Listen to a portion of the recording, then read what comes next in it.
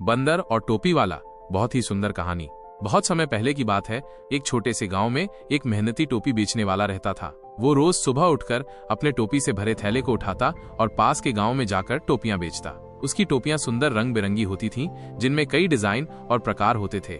गांव के लोग उसकी टोपियों को पसंद करते थे और इसी से उसका गुजारा चलता था।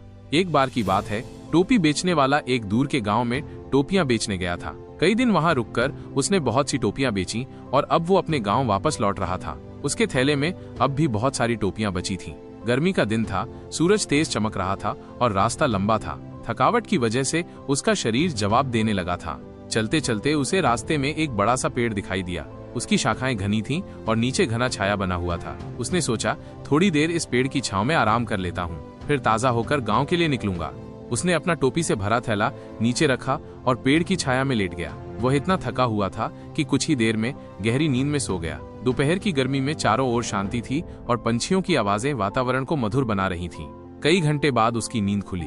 जैसे ही वो उठा, उसने देखा कि उसका थैला खाली पड़ा है। एक टोपी छोड़कर सारी टोपियां गायब थीं। वो घबरा गया और इधर उधर देखने लगा। उसने चिल्लाते हुए कहा, अरे मेरी टोपियां कहाँ गईं?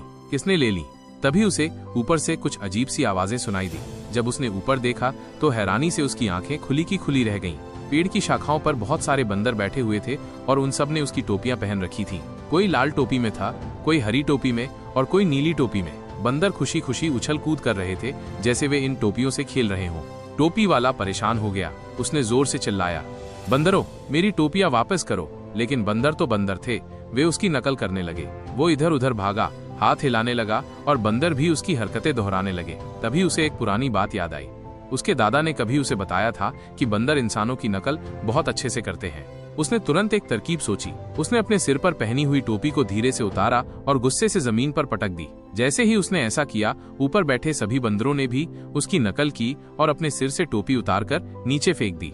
टोपी बेचने वाला खुशी से झूम उठा। उसने फुर्ती से सभी टोपियां समेट लीं और थैले में भर लीं। इस बार उसने सोचा, आराम करना भी जरूरी है, लेकिन सावधानी हमेशा ज्यादा जरूरी होती है। अब वो तेजी से अपने गांव की ओर चल पड़ा, थोड़ा थका हुआ लेकिन खुश और संतुष्ट, क्योंकि उसकी सारी टोपियां वापस मिल गई थीं। सीख: इस कहानी से हमें ये सीखने को मिलता है कि संकट की घड़ी में घबराने की बजाय बुद्धिमानी और समझदारी से काम लेना चाहिए। समस्या का समाधान सोच समझकर किया जाए तो कठिन परिस्थितियों से भी बाहर निकला जा सकता है। दोस्तों, अगर ये वीडियो आपको अच्छी लगी हो तो वीडियो को लाइक और एक प्यारा सा कमेंट जरूर कर देना। वीडियो को शेयर भी करना और हमारे चैनल को सब्सक्राइब करना न भूलना, ताकि आप आने वाली वीडियो सबसे पहले देख सकें।